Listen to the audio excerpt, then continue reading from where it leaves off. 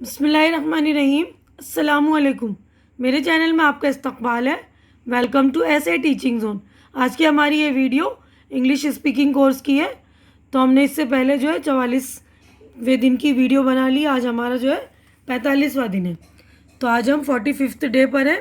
तो आज का हमारा टॉपिक है, हमने टॉपिक भी 27 यानी 27 टॉपिक्स कर लिए हैं, जो रोज़मर्रा की ज़िंदगी में इस्तेमाल होने वाले छोटे छोटे टॉपिक हमने लिए थे। तो आज का हमारा टॉपिक है मुताला यानी स्टडी। जब हम पढ़ते हैं, पढ़ाई लिखाई करते हैं, उस वक्त हम छोटे छोटे जुमले किस तरह बोलते हैं, आज वो हम करेंगे। देखिए, तो हमारा पहला सेंटेंस है, जैसी हम मेहनत करेंगे वैसा ही इनाम मिलेगा।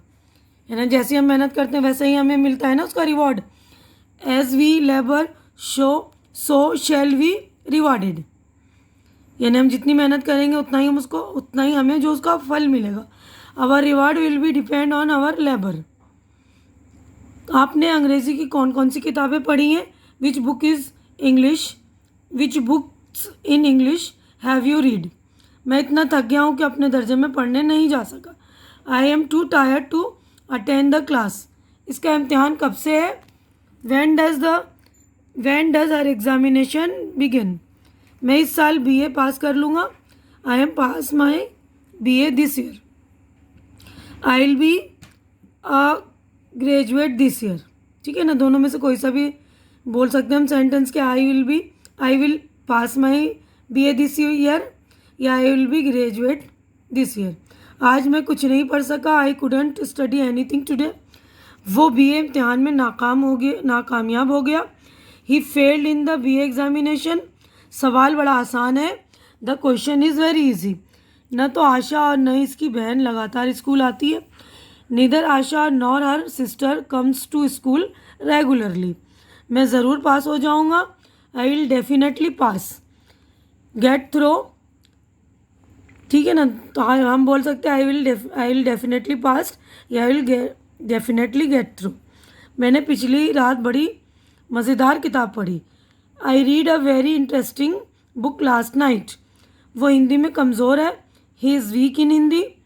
आजकल दर्जा जल्दी लग जाता है, यानी क्लास लग जाता है बोलते हैं ना।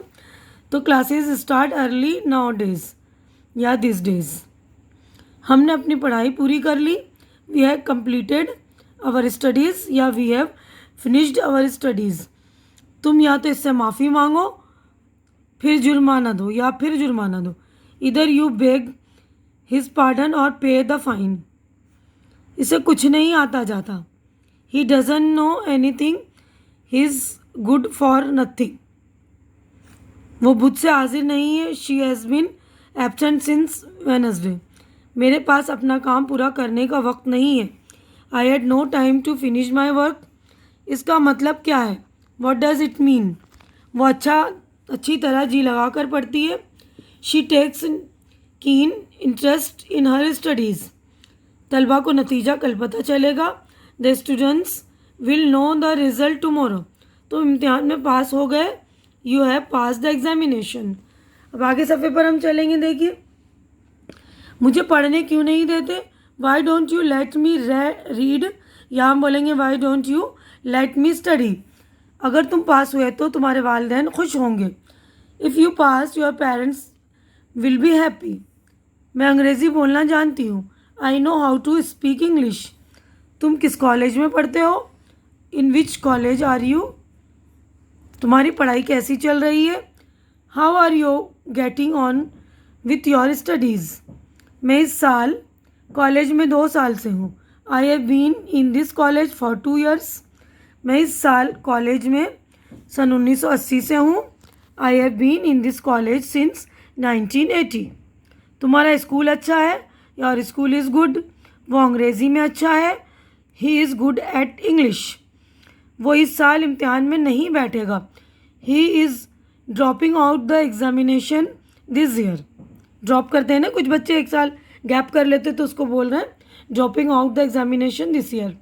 वो खेलों में बहुत होशियार है। He is good sportsman. ठीक है, तो आगे देखिए आप। तुम्हारी लिखाई अच्छी नहीं है। Your hand writing is not good. किताब अभी अपने पास ही रहने दो। Keep the books with you for the present. तो देखिए आज हमने जो है 35 सेंटेंस कर लिए, 35 सेंटेंस। तो आप लोग इसको रिमाइंड कर लेंगे, उसके अगले सेंटेंस हम अगले पार्ट में करेंगे। उम्मीद करती हूँ कि मेरी वीडियो आप लोगों को अच्छी लग रही होगी। अच्छी लग रही तो इसे लाइक कीजिए, ज़्यादा से ज़्यादा शेयर कीजिए और मेरे चैनल को सब्सक्राइब करके मेरी हौसला अफजाई कीजिए। हमारी अगली मुलाकात अगली वीडियो में होगी। तब तक के लिए आप लोग अपना ख्याल रखिए और मुझे दुआओं में याद रखिए।